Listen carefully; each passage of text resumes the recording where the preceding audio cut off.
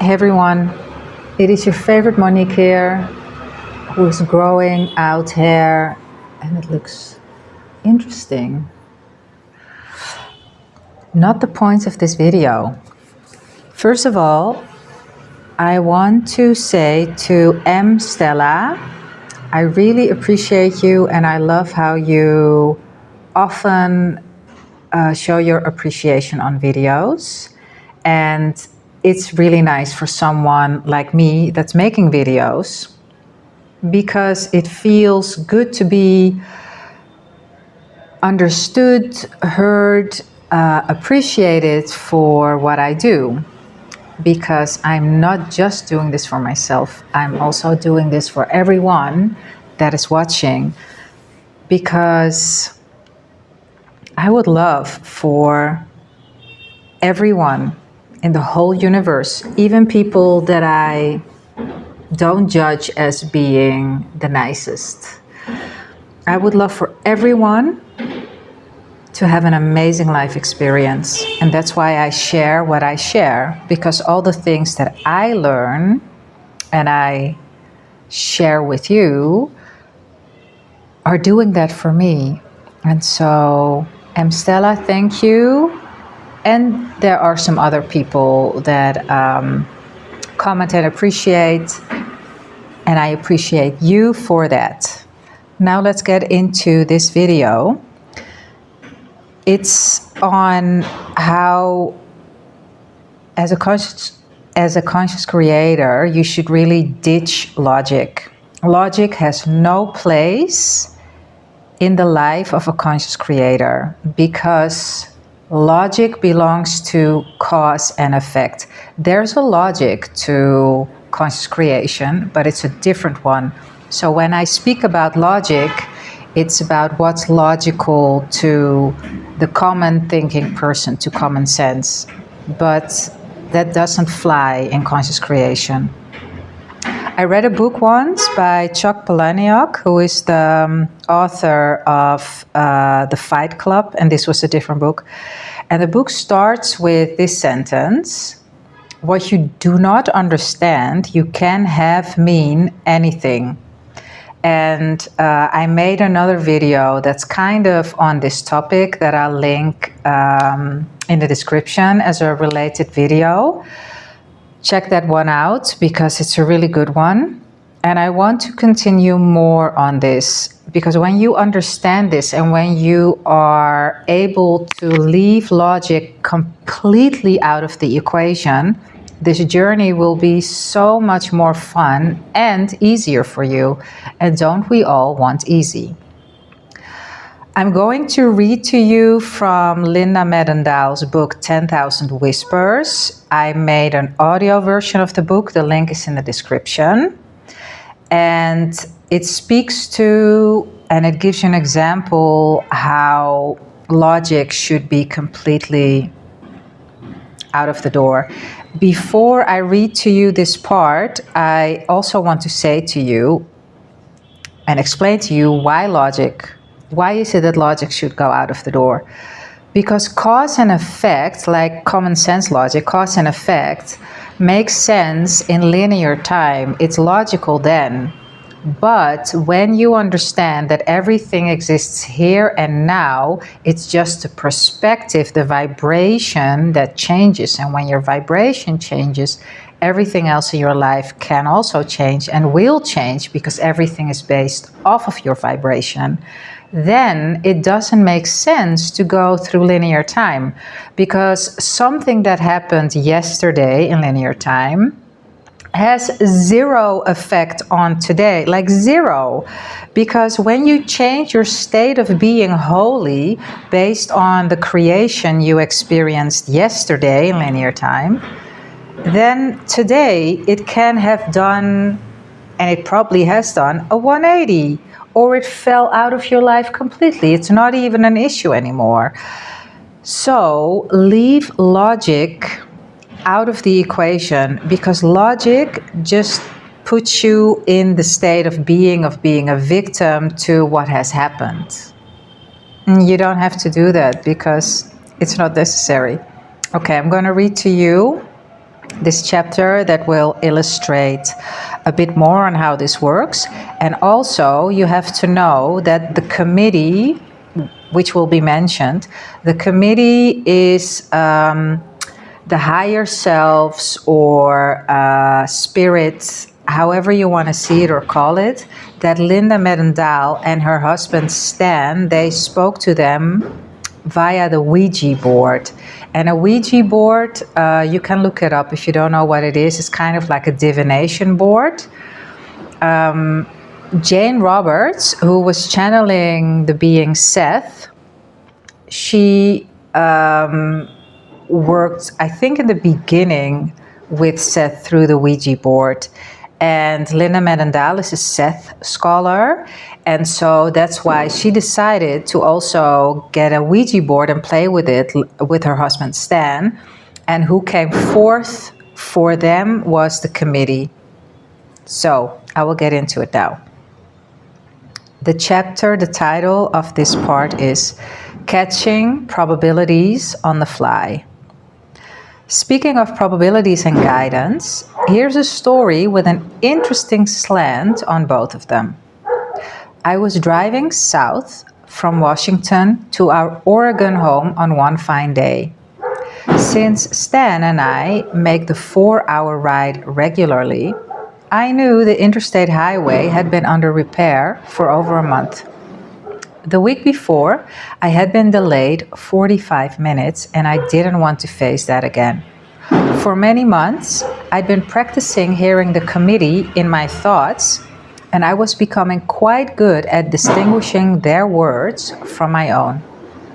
I could ask a question of them and under most circumstances hear their answer. About 70 miles north of the point of repair, I asked the committee if the highway was clear that day. No, it was blocked, they said. Okay, I thought. That means I'll detour into the country and come into Eugene the back way, only adding 15 minutes to my drive instead of nearly an hour spent frozen on a standstill freeway.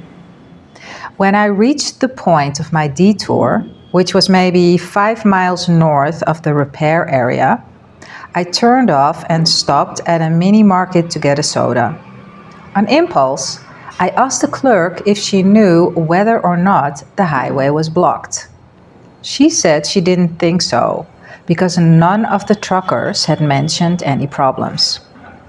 Now I'm in a dilemma. If I'd heard right, the committee had said there was a pileup. This woman thought not. I climbed into my car and proceeded to ask the committee once more about the status of the road. This time, I heard it was clear. Terrific, now what do I do? Which time had I accurately heard the committee? And more practically, what should I do about getting home? I chose the main highway and sailed into Eugene with no problem. On the Ouija board that night, I asked if I heard correctly that the highway was closed. Yes, they said, you did. Well then, did I hear 70 miles later that the highway was open? Yes, they said, you did. How can that be? I asked. It doesn't make sense. The committee said, you're about to use logic again to try to figure this out, when the answer is not logical in your terms. What happened was that you changed probabilities. You relaxed after you heard us the first time. You dropped your concern and moved your thoughts onto other subjects. You allowed another probability to enter the picture. Just pause it for a second. So she relaxed, changed vibration, and because she changed vibration, another probability could enter her reality. Okay, continue. Maybe what's just as fascinating is what they said next. The real learning in this situation isn't whether or not you heard us correctly. It is in fact the data you followed.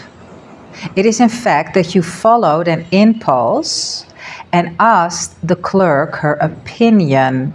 Impulse being the most important word here.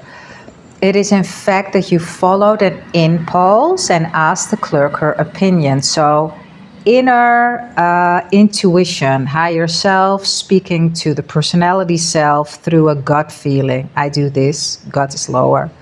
But yeah, you get the picture. By doing so, you brought new data into your conscious awareness that was meant to assist you in making your decision. Asking us constantly for direction isn't the way to move through life, because we'd have to keep an obvious running dialogue active every moment. And that's not practical, since it means you would have to be consciously aware of us at all times.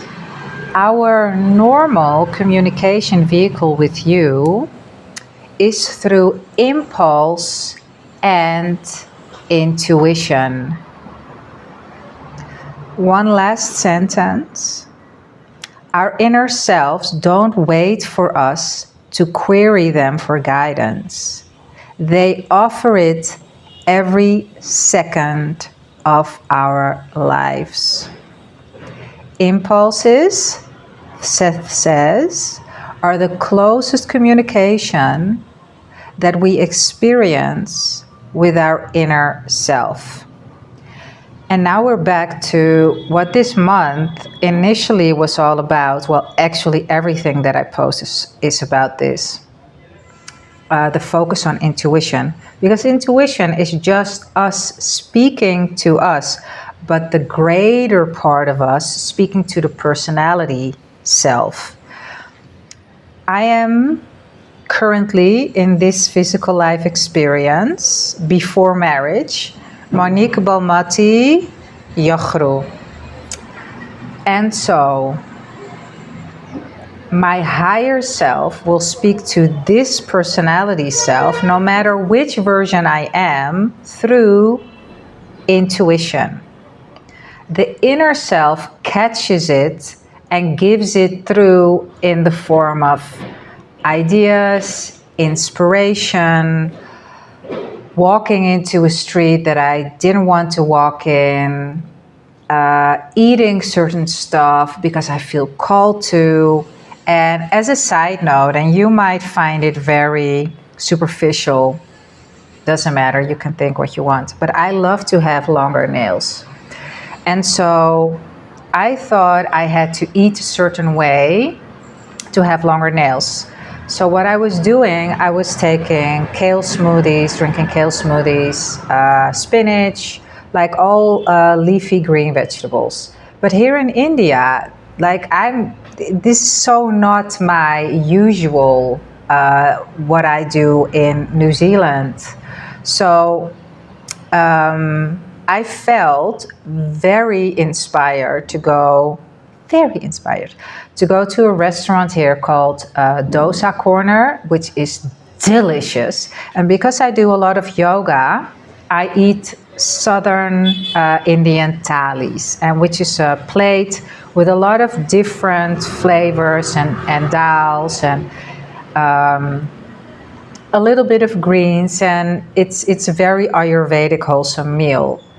And I had not expected it at all. My nails are long and strong and they grow fast.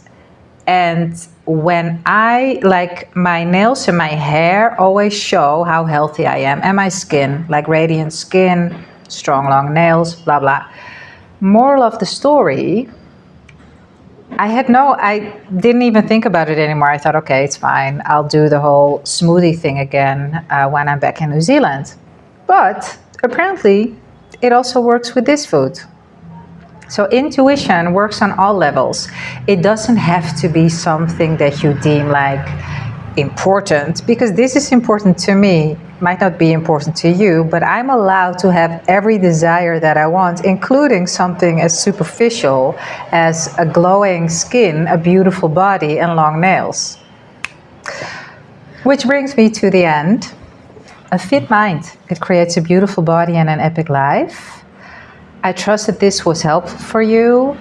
If you want to ask me anything, my details are in the description. The link to 10,000 Whispers is in the description, and more things. I'm going to eat my thali now. I wish you a beautiful rest of the day. I'll see you tomorrow.